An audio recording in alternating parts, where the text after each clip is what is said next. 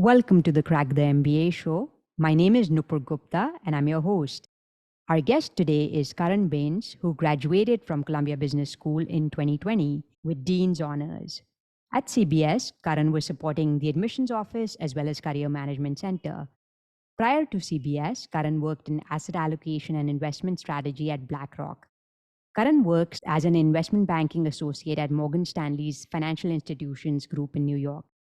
Hi, Karan. Welcome to the show, and thank you so much for joining us today. Hi, Nupur. Thanks for having me. Glad to be on, and hopefully this will be helpful. Absolutely. Karan, to begin, can you tell our audience a little bit about where you grew up, your college education, and your work experiences prior to Columbia? Yeah, absolutely. I grew up in Delhi, went to school to DPS, and then my college was in Delhi University as well. I went to Sheikh Zubir College of Business Studies, pursued their undergrad program focused on finance. And from a very young age, I was always drawn to finance, be it the math, just the underlying economics, or just having seen it at home, coming from a family business.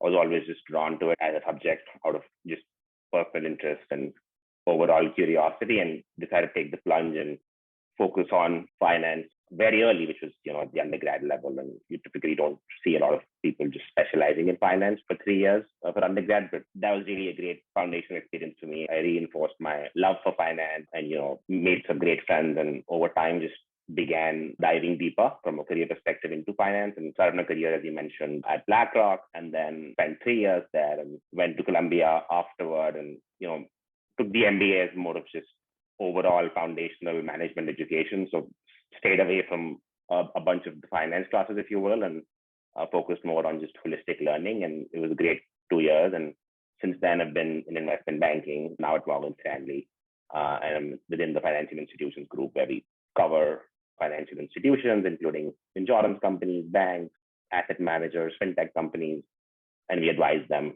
as far as M&A and IPOs and other transactions are concerned. So it's been a great ride, and excited to share my experiences. Amazing. Thank you so much for sharing that, Karan. Karan, when we get to the beginning of your journey, can you share why you were looking to pursue an MBA? For one, as a kid, I always wanted to just be abroad and study abroad. I'd always heard about how it can be transformative, and how certainly just the American universities and just the level of training and education and how it's great. And I'd always heard anecdotal experiences from, be it family friends or just family members. And it was always just a little personal goal, if you will, just to be abroad and just learn and just imbibe those international best practices and see where they get me. And then the other half of it was, I just had a great time during undergrad, but I always felt it was a bit too short. I thought 3 years were too short, and I did not really feel done as far as just intellectual curiosity or just training was concerned. So while it was great, I always felt like I could go back to school again. And it was always just intellectually just a goal, just to have just a couple more years of education under my belt. And then more specifically, while I was working at BlackRock, and as I thought about my long-term career, I did want to just, make the geographic switch in terms of, working in high finance again, but in New York. If it were to work out, I thought that would have been amazing. And that was just a goal that I had. And then finally, it was just about learning managerial skills and people management skills, and just the whole toolkit that I might need as I think about my career over the very long term. And I just thought of business school and just the MBA program in particular as a great way to just accomplish each of those objectives. Karan, can you share briefly about the admissions process that you went through? What were the top 2 or 3 factors that you think facilitated your success in making it to Columbia, which so many prospective students aspire to get into?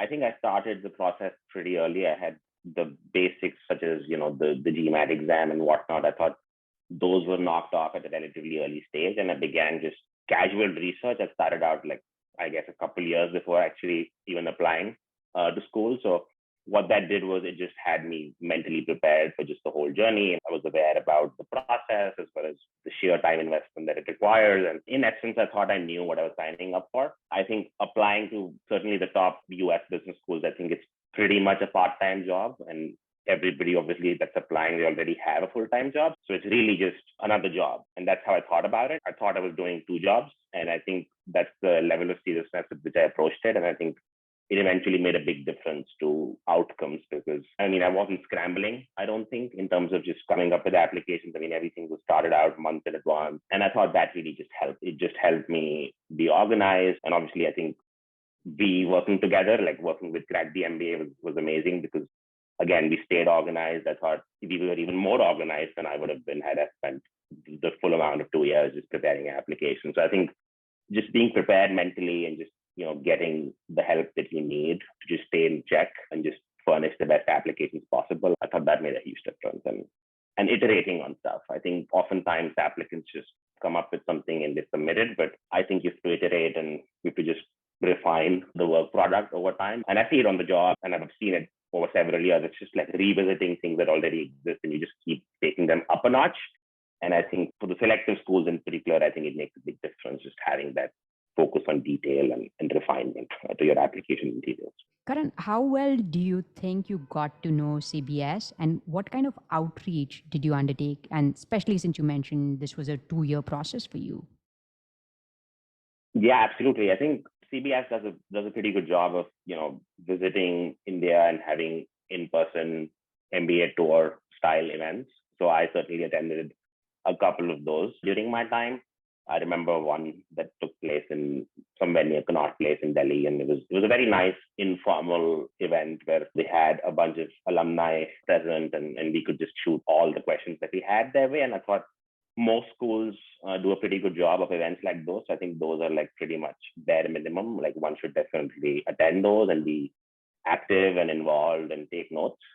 So I thought I did those for CBS. I think maybe I attended those a couple of times. I just had that extra time as far as research was concerned. There's obviously a ton of online programming that happens. So, there'll be a webinar or something along those lines where you speak with current students and they talk to you about just the experience that they've had at CBS. And I thought those were great. So even though they lack the in-person angle, but I think they're still equally helpful in terms of just getting a feel for the school and how different people just have very different journeys before, at, and after business school.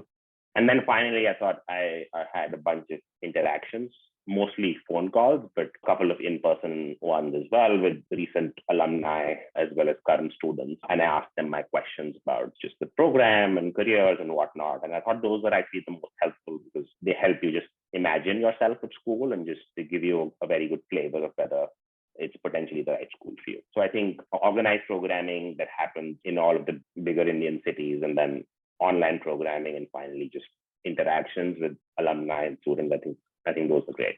Understood. And for your interactions with students and alumni, were these folks that you already knew, or how were you reaching out to these people?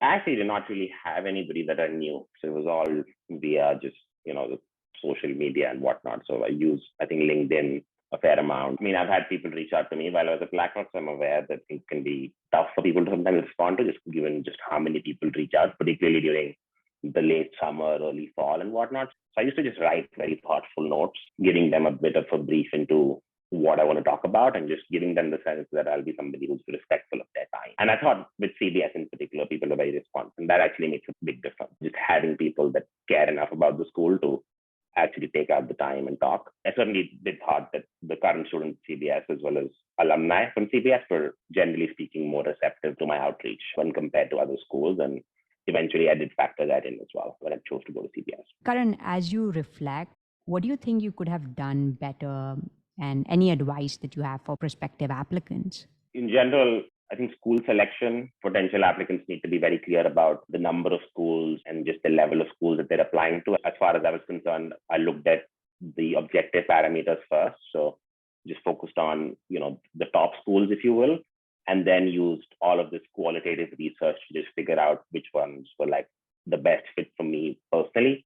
So I think with applicants, sometimes you have just a focus on going to an M7 school or a top ranked school. I mean, I would not recommend that given anybody can do it. And it just takes, 5 minutes of research. And if that were enough, then it would have just been way easier, right? To choose your schools and get through your schools. I think school selection takes a lot, much more time than people think. And investing that time is, I think, really important because you're spending 2 years at your school. So hopefully you've got better reasons than just, it being an M7 school. So I think school selection and just putting in the investment that it requires and justifying that's great. Looking back on my own experiences, I think the interactions with current students, I think I had maybe 2 or 3 per school. And looking back, I don't think those were enough. I think I could have easily had 7, 8, or 10. Like in general, there's no perspective that's stale, right? You could get different perspectives from everybody. There were people that I used to think I'll talk to somebody who's done investment banking as an example. And I spoke with one person and I thought I was done. But, in reality, everybody has their own different unique experiences, even if they are CBS alumni in investment banking. So objectively, they might look very similar, but they're very different. And over time, and this really happened on campus, where I spoke with a ton of second years, and I realized that there's just so much incremental value in just getting advice from current students that I did not really appreciate outside in. So I think I could have had many more conversations than I did. And I think it would have helped my application, just the essays themselves, but also just the whole application mindset a lot better. Karan, moving to when you got to Columbia, what's something you wish you knew or did prior to getting to business school? I think as I thought about business school, there was obviously 1-year business school programs that are obviously great and very successful. And there were 2-year programs that obviously I was much more focused on. And I used to think 2 years is a long time because, you could do this in a year, as you can at some great schools as well. So I thought it's just a long 2-year journey. And, you get to campus, you recruit for internships, you have a blast, and then you intern, and then you have a full second year after that. But I think in reality, those 2 years, they just fly by. And I think it's a bit of a cliched response, but they really do. Ultimately, I thought during my first semester, I just completely lost track of time. And before I knew it, I was in December writing exams and preparing for just interviews in January. And then shortly after, I think second semester just flies by and you have your internship coming in, which again is extremely quick. Like it just felt like 2 or 3 weeks. It was in essence, it was 9 or 10 weeks. So I think time just flies at business school. You're engaged, you're constantly being challenged, and you're enjoying the ride. And therefore, you don't really feel the time. I think weeks start feeling like days. So I think I was just surprised by how quickly time flies and how little time I had. All my life, I used to always think I've got so much time, right? Like when I was in college, I had time to do a ton of extracurriculars. I used to commute a fair bit to home. When I was at BlackRock, I had the time to, research schools and have these interactions and prepare those, I thought, pretty thoughtful application materials. But at CBS, I had no time because there was obviously always something or the other going on. And I wanted to put myself out there, but you can only be at, 3 or 4 or 5 places in a day. So there's obviously that high opportunity cost every day. And I think that was really surprising. The fact that you could be extremely proactive, energetic, sleep pretty bare minimum, and yet miss out on so much. And I think that was just extremely astonishing as far as I was concerned. Karan, can you share a little bit about where you lived and generally where students tend to live, which neighborhoods? Yeah, so because I was moving from Delhi to New York for school, New York City, Manhattan in particular, is one of the tougher places to find an apartment in. I think Bombay might be a parallel as far as India is concerned, but I think New York is a bit harder because you're moving in as an international student and you probably don't have a ton of, the objectives that they need, like, for example, like a history or a credit score or whatnot. So I think in general, I relied on the school to find me some accommodation, and Columbia actually has great accommodation options pretty close to school. So they have like a ton of these residential buildings in the Upper West Side, just around the whole Columbia University radius. And it's a pretty straightforward, I think, 15-20 minute application process. And then you find those apartments which are near school. You get to pick your configuration for the most part. They're also, I think, economically, they're priced in a way that's, constructive for international students. I think they're cheaper than what you would find yourself in Manhattan. So that's what I did. I just went with the school arranged or school sponsored accommodation, if you will. And that was it for the first year. I used to stay on 111th Street in Broadway, which was, we've moved campuses since, but it was a 10-12 minute walk to school. So it was very convenient. And it was never really the fact that you're so close to campus, like you get to experience it. There's never really an event that I missed because I was just so near school. So that was great. In the winter, I think the 10-minute walk felt a lot more like, 30 or 40, but even so, it was still very convenient. So I think most people like myself who moved from foreign countries, I think a lot of them relied on the school arranged accommodation. And as a result, they ended up in the whole Upper West Side area. So that was nice. There's also like a ton of people at CBS who, either already live in New York or have lived in New York, so they end up picking neighborhoods that work for them. I think in general, the west side of Manhattan is where most people tend to be. So it could be the Upper West where I was, or it could be in Chelsea. It could even be further away. So there were folks from Brooklyn, there were folks from Queens and whatnot. So you really have people from everywhere. And that's part of the draw of being at CBS. You just experience New York in a great way because you have people who are either new to New York, and then you have people who are really well versed in New York, and the latter audience takes the time and they really want to show people around. And I think I experienced New York really well through that. So yeah, I mean, long story short, it's easy enough to find accommodation, and most folks tended to be at or around campus, which made for a pretty engaging experience. Karan, you alluded to the shift in campus. Would you have a sense for whether or not that would influence housing choices for students going forward? Yeah, I think even though the location has changed, it's obviously a phenomenal new campus. I think I've been there only once, but it's just amazing. It's beautiful, nice, modern, and yet it's still the same neighborhood. It's, I think, 10, 12 more minutes further north from the prior campus. So I think in general, it's still the same neighborhood and it's still the same commute. If you're commuting from downtown, I think maybe one more subway stop and it's still close enough to the subway station. And if you're walking, it's just 10, 12 minutes, as I mentioned. So it's still the same experience, I think. It's obviously much bigger and it's nicer and it's modern and it's, it's amazing. I wish I had a semester or two in the new campus. I mean, that would have been nice. Can you talk a little bit about what student life at CBS was like for you? How do students engage outside the classroom? Student life is extremely active. There's always something or the other going on. One of the good things with CBS is that most of the school-wide initiatives are actually student-run. So the Office of Student Affairs, the OSA, would actually involve students very actively when it came to just managing the school and coming up with initiatives for the class. And we obviously went through COVID and whatnot. So just having that student perspective, it just really helped. And I had friends in student government. I myself was involved with just the peer advisor initiative, which is how we welcome new admits, in fact, just a new class to CBS. So in general, students are very involved when it comes to programming on campus. Outside of campus as well, the same theme continues. I think these student-led roles, I mean, they actually translate pretty well to out-of-campus initiatives as well. So whenever we had like a CBS social, which was like a school organized social event on campus, we almost always had like an after party that was managed by students, very well managed in some of the best spots in the city.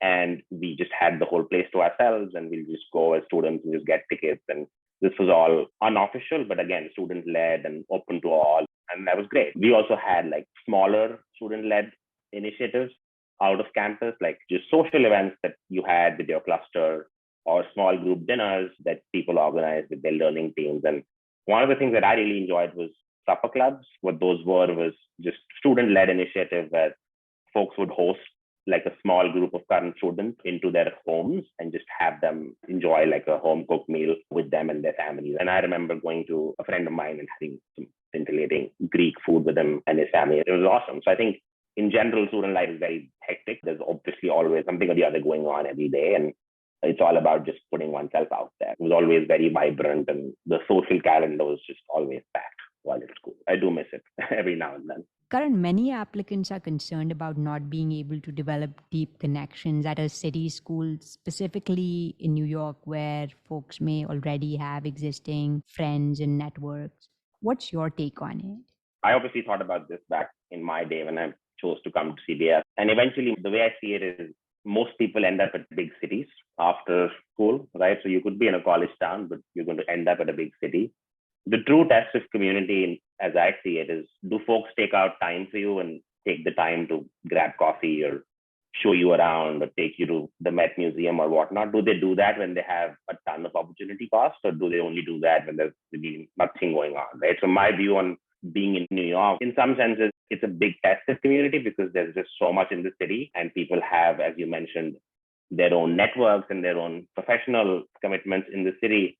But do they still take out time and do they still make for an engaging community experience? And they obviously do that at CBS. And I think that fosters a much stronger community because if I choose to just have this Greek dinner at my supper club, as opposed to say having a wine and cheese event somewhere downtown in Wall Street, I think it just speaks a lot more to my own priorities. And you'll always have opportunity cost, right? I mean, you could be in a college town for 2 years, but that's not where you will be in 3 years. And in essence, I think communities can drift away if they only really interact with one another because they've got really no other choice, right? Versus at CBS, where there's a shit ton of choice, and yet people make the choice to be at Columbia, hang out with their peers at Columbia. The New Yorkers will help you experience the city in ways that you just cannot by yourself. So I think it just becomes a very, very strong and compelling competitive advantage where you have people that know the city, and yet they would rather just have people that don't know the city experience it as opposed to just do their own thing. So I think we have a very, very engaged student population as well as alumni population. And the fact that people take out time to go back to Columbia as opposed to doing a ton of other things, I feel it makes for an even richer experience as opposed to just being forced into hanging out with your peers because that's all that you can do given the location not offering much else. So I actually saw it as a tested community and a tested community that CBS seems to pass really well because people would rather be at CBS than at so many other places within the city. So that's why I chose CBS, and I thought, oh, my 2 years, and since then 2 years as an alum, I've been always very, very engaged. And I think it makes for a much stronger community experience and one that travels very well because once you become an alum, you still feel it and it's much more sustainable as opposed to meeting people every day and not seeing them at all once they become alums. Great perspective. Thanks, Karan. Switching gears to academics, can you speak about some of the courses that you enjoyed as well as your favorite professors? Yeah, absolutely. I think in terms of academics, right at the outset, you have a pretty well-structured core curriculum. So most people go through the core together. You can exempt out of a subject or two if you would like, but I think in general, it's designed for the whole cluster and the learning team to experience together.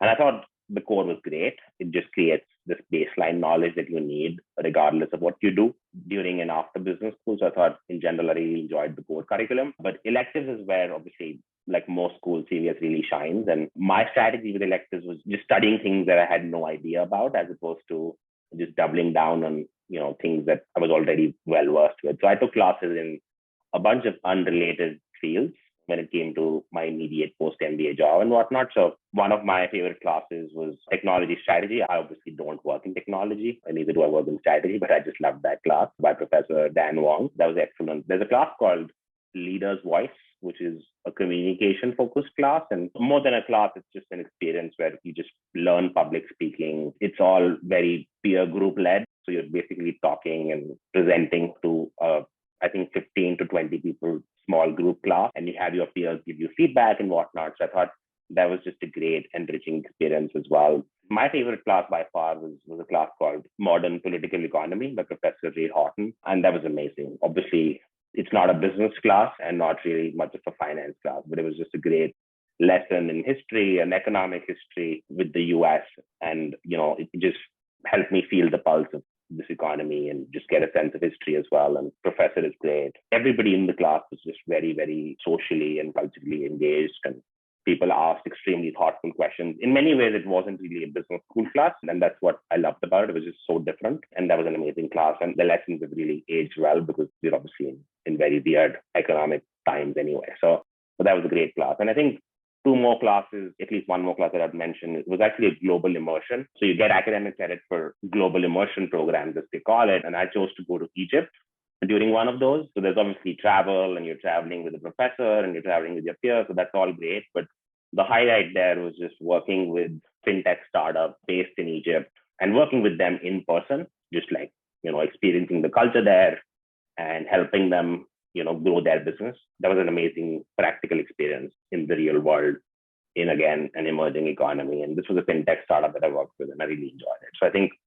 there's just a very, very wide gamut of electives. Obviously, all professors are great, but if you have like a diverse palette in terms of just intellectual curiosity and just knowledge, I think it's just an amazing lineup of electives. And I thought I just really enjoyed these particular classes quite a bit. Karan, is it easy and practical for international students to pursue in-semester internships while they're at CBS? That's a great question. I think it's actually pretty common for international students to pursue in-semester internships. I think there is a technicality around just getting the CPT approved. So CPT is a bit like the OPT program that international students work on upon graduation. You just need the CPT to be authorized by the school.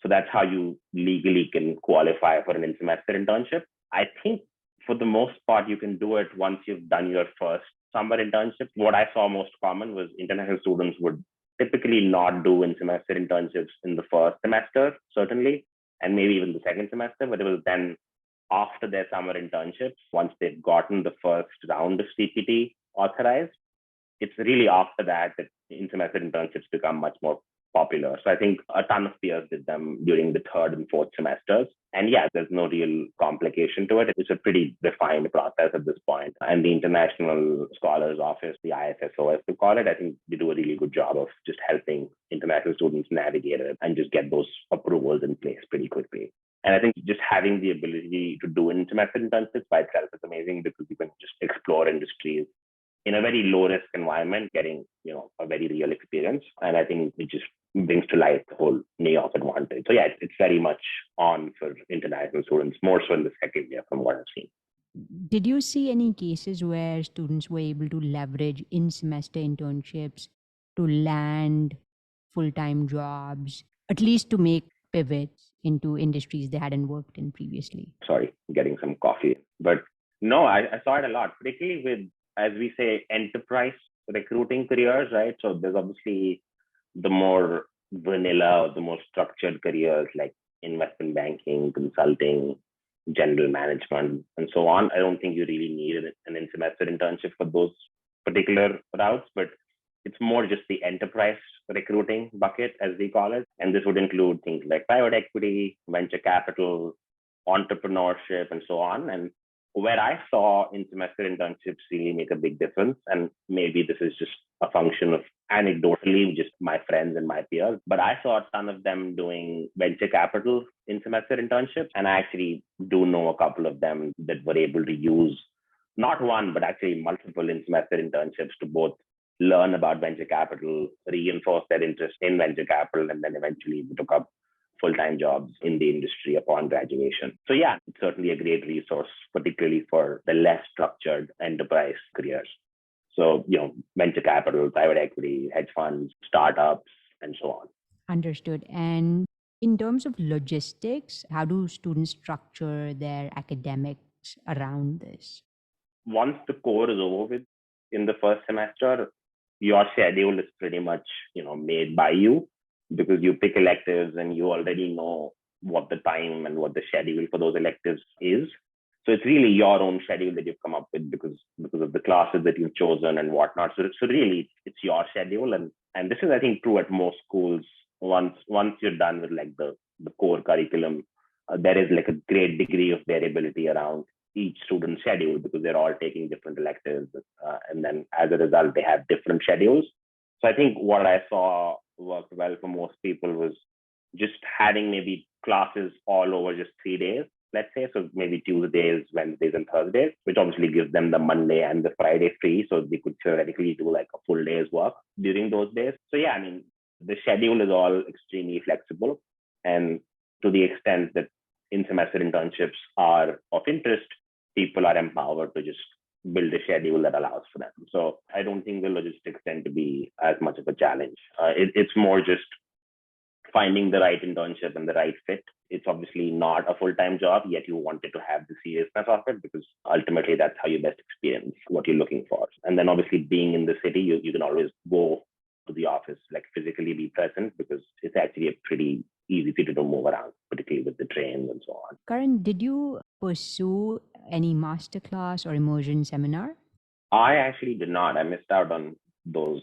I really wanted to, but then I just got charmed by just the global immersion and there's another one, there's a Pangea program. And that was the thing, like coming in, I thought I'll definitely take up at least a masterclass because those sounded so great. And all my classmates who took them, they actually spoke very highly of them, but I just saw so many other things and I just got drawn to them. And unfortunately, just never had the time for them. But one very similar experience is actually the Pangea advisors experience, and that's like a social impact consulting initiative. So what they do is you have teams of Columbia students that get to, consult startups, each of which have like some sort of a doing good focus. So they're all community focused startups, and you're giving them obviously pro bono consulting advice. And the startup my friends and I picked was a company in Puerto Rico, and this was with a CBS alum in the hospitality space. So it was in the ecotourism and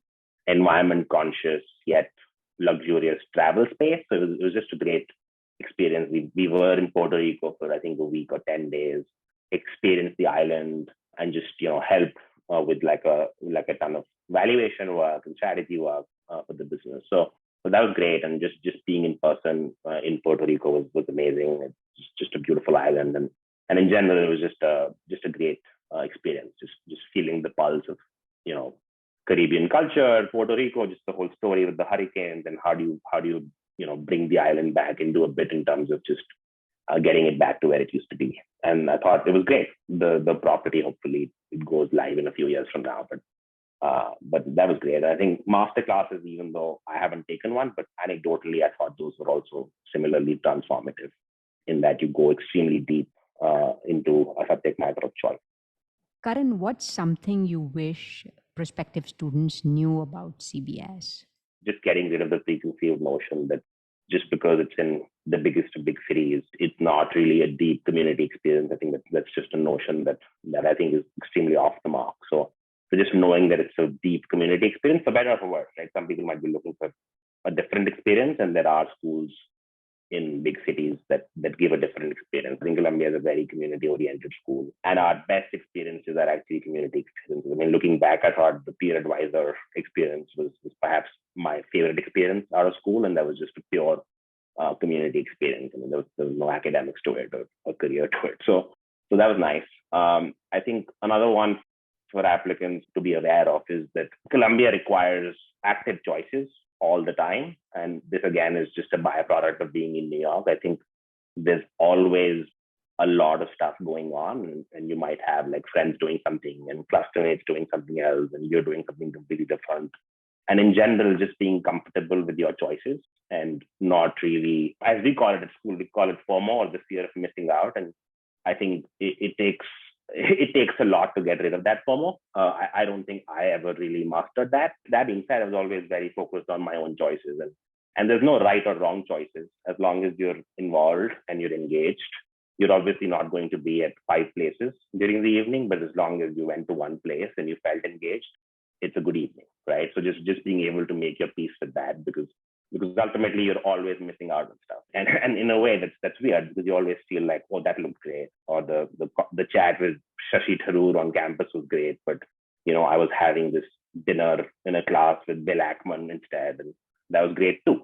So really it's just about being comfortable with your choices and just knowing that they'll never be perfect, because there's just so much on offer and so little time to see all of it. Karan, can you talk about your involvement in the activities like Hermes Society and the Career Management Center? What exactly were the initiatives that you were undertaking? Yeah, sure. So the Hermes Society is basically you're an ambassador for the school. So really the sort of stuff that we spoke about reaching out to students and getting their perspectives before even deciding whether you want to apply to the school. So people like myself, we would volunteer and just make ourselves available for that. So if you go to the website, you'll actually see current members of the society as well as their details, and you can just reach out to them. And obviously, all students are very responsive in general, I think, but these folks are particularly engaged and particularly excited just to talk to people, even if they're not even applying or they don't know whether they want to apply and so on. So I think that's the goal of that society. I was on the board for them, and I helped organize Columbia Connect, I think 4 times over my 2 years. And Columbia Connect is like the welcome weekend. I actually, back in the day, went to Columbia Connect as well after I had gotten through CBS, and it really made a big impact on me. I mean, it happened in February, so I experienced the winter, brutal as it was. So it just, I mean, on one level, just feeling that was great, but in general, just seeing the school, getting a sense of accommodation, getting a sense of community. We had like a couple of happy hours. I think that was great for me as an incoming student, and that made me really passionate about just helping organize it while I was on campus. So we organized those in-person events. I think 3 of them happened in person, and then we did a remote one once the pandemic came in. And that by itself was amazing because just having to think at our feet and just organize a virtual Connect experience. So that was great. It's mostly the admissions office that you work with as part of that society. So it's more helping them engage our potential applicant pool as well as welcoming in our admitted students and just setting them up for success. So like that's really the goal of that society. Career Management Center is just a formal career center at CPS. So they're actually really helpful, and they have like a ton of curated resources for international students. And I actually leveraged them a lot during my first year.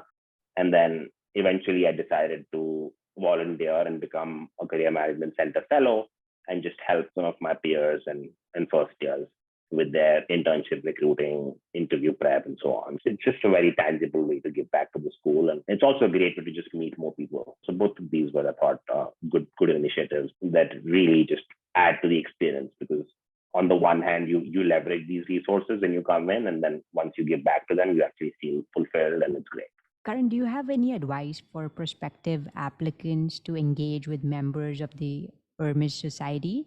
Because these people have volunteered, right, and they really put their details out, and they welcome outreach in general. So just leveraging that and giving them a sense of what you would want the call to be about. So let's say you're doing a Zoom or you're doing a phone call, and that's the ask, right? Just being particular about what your background is, what are you thinking about in terms of business school? Are you already decided about applying, or are you still exploring? And then finally, like, what are like the 2 or 3 things that you would want them to focus on? So that really just helps them prepare for the conversation and just figure out that you're a thoughtful individual who just wants their perspective on 2, 3, 4 objective factors. And I think one of the better things with such outreach is that sometimes you might be reaching out to me and I'm a society member, and obviously I'm happy to chat. But based on your email, I might actually see that I have these 5 other friends who are much better, right? They're much more in sync with what you want to talk about. So let's say you want to talk about PM roles at tech companies, which I never recruited for and have got no clue about, barring having some dinner table conversations. I'll actually direct you to people that I know recruited for them, interned in those roles, are now full-time in those roles, as an example. So it just helps people route you to the most useful resource. And at Hermes, I think our focus used to be just to point people in the right direction for the most part, because outside in, it's difficult to find people who've had the same journey as what you envision for yourself. But trust me, there'll always be people, and there'll always be people that you can reach out to. And if you don't find them, somebody else can, particularly if they're at the school. So just being thoughtful and just being clear about what you're looking for will just help them make the time themselves or route you to the ideal resource. Is it okay for applicants to reach out to more than one fellow, or do you think one should be the maximum? No, I think it's perfectly fine to reach out to more than one. Maybe one at a time. So you reach out to one individual first, and then you tell them that you want more conversations, and ideally they'll just connect you to somebody else, right? I think that's the organic best way to do it. But once you're through with one conversation, I think it's perfectly reasonable to have another. Karan, switching gears to recruiting, can you speak about your internship search? What obstacles did you face, and how did you overcome them? I was very focused about recruiting for investment banking. So that was the only industry I recruited for. It's a pretty structured process, just for the benefit of the audience. It starts extremely early. I think it starts in about mid-September. And the first step is you've got investment banks who come to campus and they present. So they make very structured presentations for about 15 to 30 minutes. And then after that, there's like a free-flowing networking event wherein you'll have some full-time employees from the bank and obviously a ton of students who will swarm them and ask them questions and just get a sense of whether it's the right job and the right career for them. And just given the number of banks, it just ends up becoming a lot of events. And I think during September and early October, you have at least an event every evening. Some evenings you have even 2 events. So just obviously these are very formal events. So like you're suited up and you're there and you're asking a ton of questions and just making conversation. So they do become quite tiring. And then the next morning you have your regular business school schedule. So that's how it starts. And it tends to be pretty busy pretty quickly. Then once the first interactions are done, all banks really just want to have conversations with students. So they welcome them in for like coffee chats or informational interviews, as they call it. And again, these are conversations that are more for the bank to help the student figure out whether they're the right bank for them and whether banking is the right industry for them. So it's really just all for the applicants to just leverage and just become well versed with. So it's really just resources for applicants. And then eventually we have those invite only dinners, which tend to be at like some of the fancier venues in Manhattan. And the banks would wine and dine applicants. And again, like the undertone is that applicants can always ask questions and just feel a pulse of the culture of the bank and so on. So that's just the whole process. And it starts in September. It goes all the way through late November, I think. And then based off of these interactions, students will decide whether they want to apply to a certain bank, and the banks will obviously decide whether they want to invite certain students to their interview process. And I think typically they would probably invite about, I would say 25 to 50% of the people that they spoke with. So they do have like pretty short interview lists, if you will. And then in early December, you know which banks you're interviewing with. And in January, you have those interviews. And those interviews are real interviews. So they're technical in nature. They ask you some questions on accounting, finance, valuation, transactions, and also some fit questions on, why banking, what you would do in ABC scenarios. And they'll try to put you in real world situations and you just see how you would navigate them. And then the process ends pretty quickly. So hopefully if all goes well, somewhere around 10th of January, you will have your internship offers. So it's a pretty hectic process, particularly if you're recruiting for about 5 to 10 banks like I did. You're doing all of this for 10 banks, so it becomes a lot and it adds up pretty quickly. And I should have mentioned earlier, but like the informational interviews would range from either 2 to even 10 or 12 per bank. So there were banks where I had like 15 informational interviews, which means going to the office of the bank 5 or 6 times, and that's one bank out of the 10. Some banks might be low touch in that they'll only do 2 or 3 interactions, and those tend to work best because there's mutual respect between the candidate's time as well as the bank's time. So in general, the time compounds and it becomes pretty hectic, but the process ends very early as well. And yeah, it's very structured. What I found to be the most challenging about it was just the whole networking focus, which obviously doesn't really happen in India. In India, campus recruiting is more about GPA or resume-based filtering, and then you have your interviews, which obviously tend to mostly be pretty objective in nature, and that's it, right? So it's a much more short and low-touch process, whereas here it's almost entirely about fit and it's almost entirely about culture and whatnot. So really, it's all networking driven. And you have to show the enterprise to like have those multiple conversations with banks, right? You want to, obviously they'll give you 1 or 2 conversations, but then you have to engage them afterward and you have to get those follow-up conversations and you have to make them interested in you. So it becomes like a pretty strenuous networking exercise. And for the most part, you want to do it because you want to put in the time and the effort and you want to get as many more data points as possible. But just because we don't do all of that in India, when it comes to recruiting, I think it takes some getting used to. And there is no real time to get used to it. So I think you're really learning it in real time. And I think back in the day, our career management center actually did some really nice and helpful sessions on how to navigate the process. As a very small example, but a small example that actually makes a difference is the CMC did a session on thank you notes, right? How should you write thank you notes, and how thank you notes are pretty much a necessity in this process and pretty much every recruiting process. And again, this isn't really a cultural requirement in India, but it very much is over here. So just, they were very prescriptive.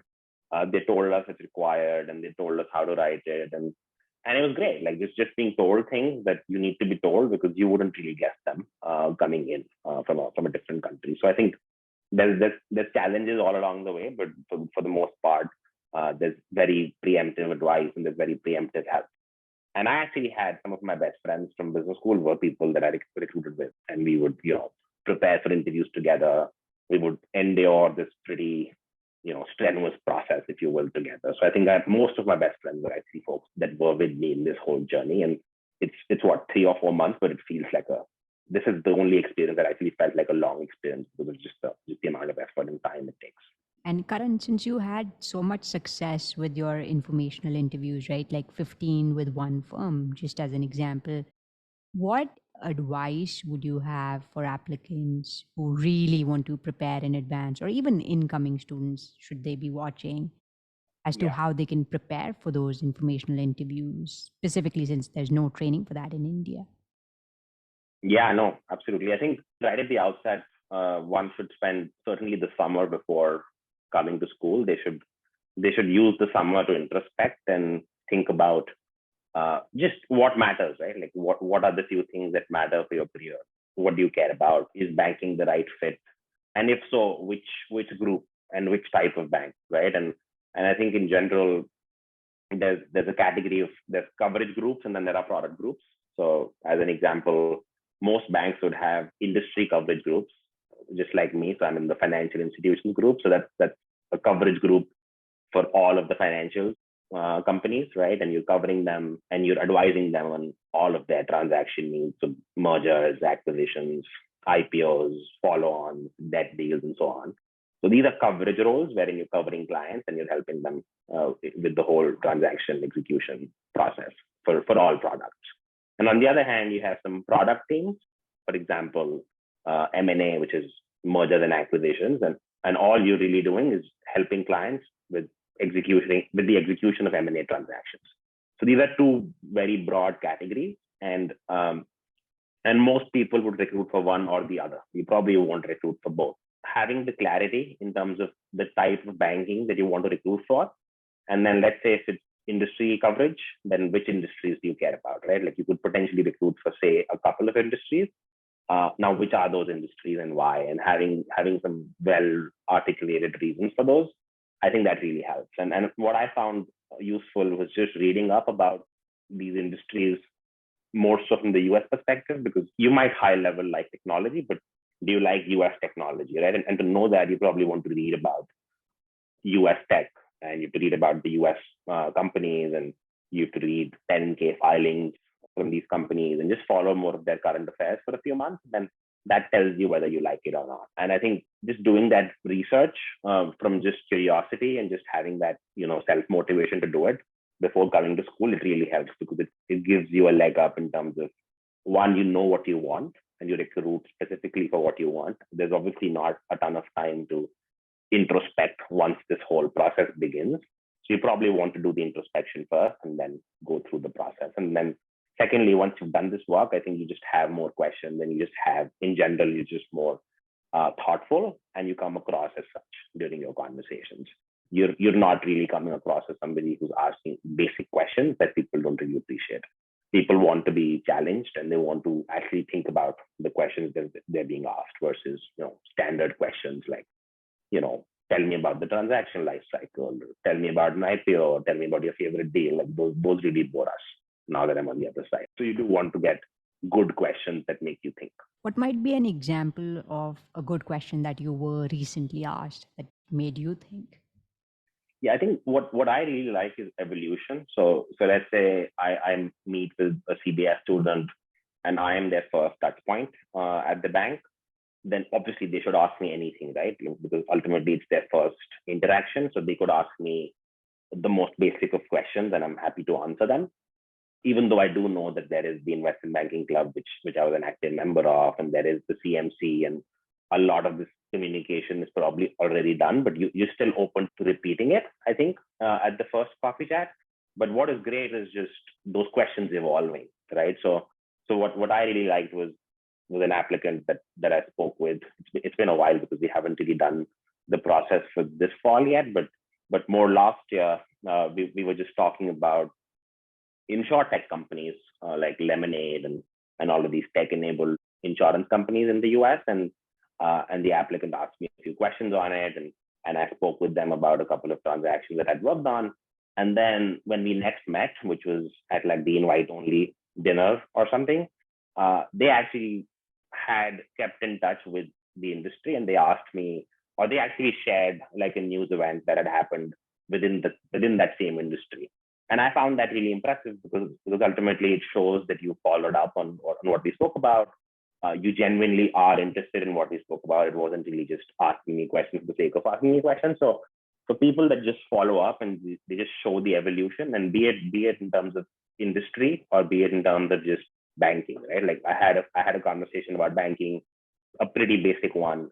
Then I connected you with a bunch of folks, and then I speak with you again, let's say 2 months from now, and you ask me much more nuanced questions. Like, for example, what is the summer internship like from a mentorship perspective? Is there a formal mentor in place?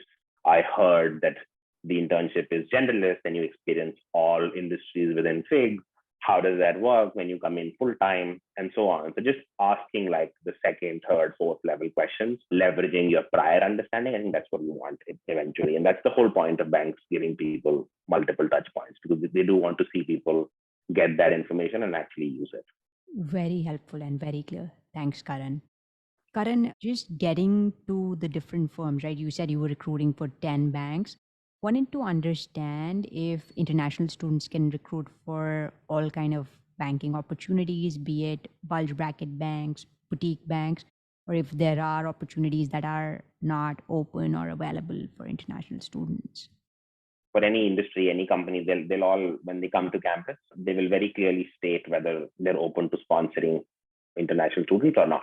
You know that, right? So for example, during the firm-wide presentation that I spoke about, like which is literally the first touch point with the banks, before you even sign up for that, they're supposed to disclose whether they sponsor. In my case, I obviously did not sign up for events with companies that have indicated they don't sponsor, right? Because ultimately, there's really no point in wasting your efforts on companies that are not interested in the whole international visa and all that process. In general, I think most of the bulge bracket banks sponsor visas, as well as most of the top boutiques also sponsor visas. I think about maybe 15-ish banks that come to campus, I would say about 10 to 12 sponsor visas. And this might be conservative. It might even be 13 or 14, but there is actually a good number of banks that are very, very open to sponsoring visas and getting international students in. So I think in general, it's pretty open industry to international talent, and it's very, very, very receptive to internationals.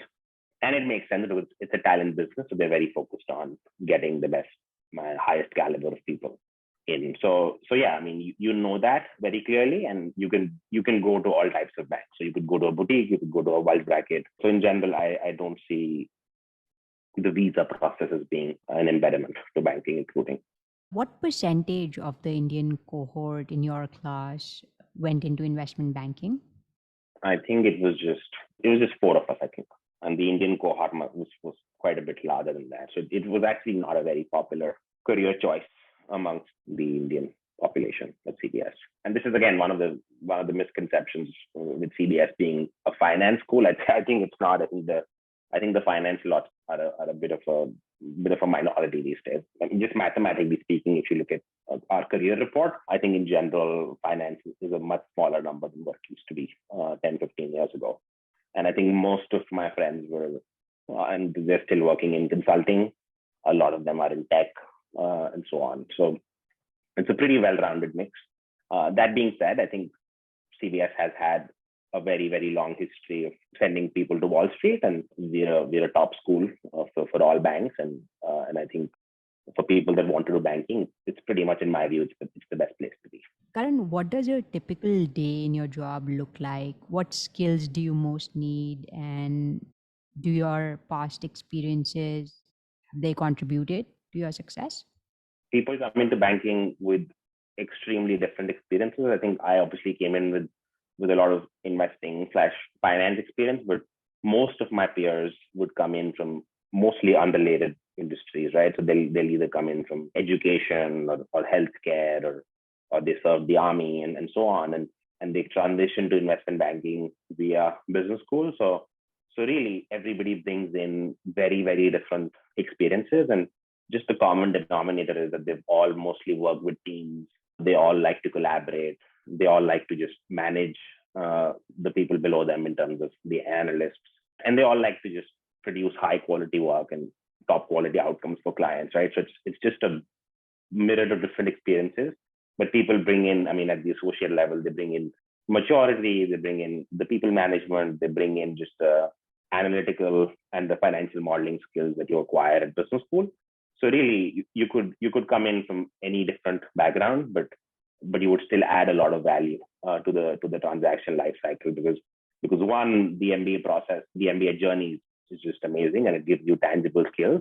And then second, it's just the internship that tends to be very, very helpful in terms of acquiring more skills. And I think all banks have very nice training regimes. So they spend actually a lot of time, money, and resources when it comes to training their employees. The typical day, I think, and again, this is a bit of a cliched response, but there isn't a typical day. They're all just very, very different in terms of what are you doing on a particular day. If I were to come up with a typical day, it's mostly just you wake up and you're a bit behind because you have like client requests and you have like some urgent things that need to be done as far as moving the transaction along is concerned. So you'll probably just quickly prioritize those, get some work done, send it off to review, and then maybe during the afternoon you'll spend some time thinking about materials for this client meeting that you have on Thursday and what analysis needs to be run for it, and whether it requires a model, whether it just requires some high level strategic pages, or whether it just requires some high level industry overview and macro outlook pages. So in general, you'll just think, and then after that, again, you'll go back to executing what you thought about. And there's obviously a ton of meetings, so you meet people. Now that they're all back in the office, I think that's the big part that I was missing out on with remote work. So it's really a people job. So you meet clients, you meet your colleagues, you meet the senior bankers that you work with, and they obviously offer you some guidance. It's a very exciting job. You're always working in teams. You're always working very closely with the junior, which is the analyst, as well as with the people above, so the vice president and the managing director. It's a teamwork-oriented job. Every day I feel like I've done something new. Karan, what advice do you have for people who want to work in investment banking but don't have prior experience in finance?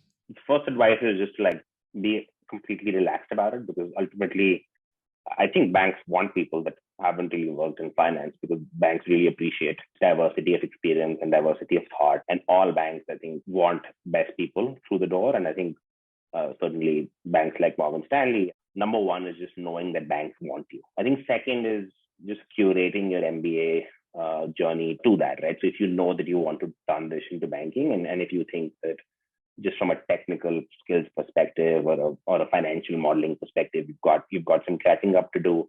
It's good to know that, right? Because you already know what you want to plug those gaps, and you obviously have classes at school that you can take just to set yourself up for success when it comes to the internship and thereafter.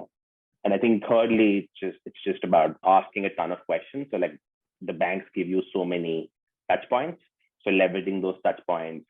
And asking any questions that you might have about the day job. And these could be questions about, a day in the life, as well as questions about 10 years from now, 15 years from now, and so on, right? So you would meet some very senior bankers as well, and you could ask them about how their career evolved over time. How does the skill set change? Obviously, you need like those basic financial analysis and modeling skills. You need those period, but over time, you need more skills because your role keeps changing. So what are those skills, and does that job also excite you? Because this job changes a lot year on year, and even though the title doesn't per se, but the job itself keeps changing. So ask your questions and answer whether it's not just the associate years that you like, but also like the VP years and the MD years and so on. Because banks want you for a career. Like they're trying to get you in because they want you to spend your careers with them. Like that's what they're looking for at the MBA level. And Karan, what's your view on the CFA certification? Is that looked upon favorably from like a recruiting standpoint? I'm sure. I think it doesn't hurt. I think it's probably a net positive. I don't think it moves the needle personally. I think definitely it's probably going to help because you're learning new skills, and you're learning a bunch of things, be it in investment research or valuation and capital markets and so on. So I'm sure it's like there's a lot of good stuff in there, but I don't think any financial services firms are like filtering for it or using it as a tiebreaker between two applicants. I don't really view it as a big differentiator. Karan, there's been chatter about recession and a deteriorating economic climate. So, what's the general recruiting outlook in investment banking, especially for the coming year and potentially the year after? I haven't seen any changes. Banks will obviously always want people, and we're getting on with recruiting as usual. We currently have interns, and this is true for the street, right? There are interns right now, and hopefully most of them will get full-time offers and will choose to come back. I think banks are mostly investing not for the next 3, 4, 5 months, but more for the next several years when they make an MBA recruit. So I don't think the economic uncertainty should really impact applicants in a serious way when it comes to recruiting outcomes or internship conversions and so on. When I was graduating in 2020 and COVID had just happened, and that was obviously again an extremely uncertain time, but banking prospered and there was deal making at very different levels and new heights, particularly 2020 and 2021. Though 2021 was a banner year, I think, for the whole street. So Karan, as we bring the chat to a close, just wanted to get your thoughts on what advice would you have for incoming students so they could hit the ground running when they arrive at business school? Once students get in and they've chosen the school that they're going to, I think in general they should leverage things like these welcome weekends, and obviously if they can't travel, they should do the virtual equivalent of it, because the one good thing with COVID is that there's like a virtual equivalent of everything, which I think creates like a level playing field regardless of where you're at. So people should use that. It might happen at a weird time, like you're talking to me at a weird time for you, I guess, but ultimately that's just time zone, right? And I think in general people should make the time for it, even if it's a Friday night 10 p.m. event, because that's how it is, just the time zone difference. I think it's a very low cost way to get some differentiated insights from people. So you should get those, and you should talk to like as many people as possible when it comes to the simple stuff like housing or coming in. Should I go for this trip that happens to the Hamptons? I've had so many students over the years reach out to me about housing and whether they should go to the Hamptons trip, because that's like an annual tradition at Columbia. And I think to myself, I never asked people about these questions, and maybe I should have, because ultimately I think you get good perspectives, and people love giving these perspectives. I'm always down to like reminiscing about school because it was just an amazing 2 years, right? So you should not feel like you're overstepping or you're taking or hogging time from students or alums. I think most of us are extremely happy to make that time. So I think having those touch points really tells you what you've really signed up for, and it takes the stress and the uncertainty away. You could also not have these conversations, and you'll probably still go fine because the school just sets you up for success in several ways. But having those conversations just removes the variability, it removes the surprises and the stress that might come with it. People should also think about, like, for example, if they're transitioning to an unstructured career path, like let's say they want to do something in the public market investing space or something along those lines, they should think about pre-MBA internships. And I think finally one should just enjoy the downtime, because you don't really get a lot of it either at school or after school. So just it's a unique unemployed break for most people, like a year or a month or two. I think one should travel and one should just come in as fresh as possible for what's a very engaging and transformative journey. And obviously spending time with friends and family like I did, I thought that was great, because you obviously cannot do as much of it once you move. So it becomes a bit tricky over time. Talk to as many people as possible. It's really just having fun, getting information without really having to act on it. Just getting yourself mentally ready for the experience. Thank you so much, Karan. With this, we'll bring the chat to a close. And I know we exceeded the time, and you've been super patient taking out time on a Sunday. Really, really appreciate all the insights that you've shared. It's been very, very insightful. Thank you so very much. Thank you so much for having me, Nupur, and hope it helps.